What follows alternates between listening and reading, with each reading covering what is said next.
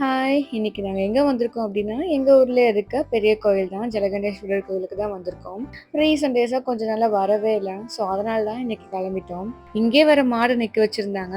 But ஆனா நாங்க நாராயணி கோயில்ல பார்த்த மாடு மட்டும் தான் ரொம்ப அழகா நல்லா கொழு கொழுன்னு சூப்பர் ஹெல்த்தியா இருந்துச்சு. அந்த அளவுக்கு இது இல்ல. ஆஸ் யூசுவல் நாங்க எப்பவும் உள்ள போய் சாமி கும்பிட்டுட்டு, அங்க கருவறையில வீடியோ எடுக்க விட மாட்டாங்க. ஸோ, அதனால நான் எப்பவுமே எடுத்திருக்க மாட்டேன். வெளிய வந்த பிறகு தான் நான் எடுப்பேன். அங்க கிளியரா மென்ஷன் பண்ணியிருப்பாங்க. அவாய்ட் மொபைல் ஃபோன்ஸ் அண்ட் கேமரான்னு சொல்லிட்டு. இன்னைக்கு கிளைமேட்டும் எங்களுக்கு புடிச்ச மாரி ரொம்ப மந்தாரமாவே இருந்துச்சு.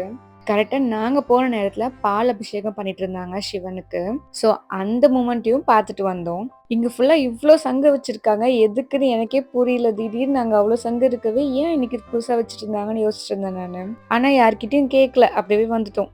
நாங்க எப்பல்லாம் இந்த கோயிலுக்கு வருமோ, அப்பல்லாம் உள்ளேயும் உட்காந்துட்டு, வெளிய கொஞ்ச நேரம் மாடத்துலயும் போய் உட்காருவோம். ஸோ ஃபைனலா வெளிய வந்த பிறகு அங்கேயும் போயிட்டு கொஞ்ச நேரம் உட்காந்துட்டு தான் நாங்க வந்தோமே.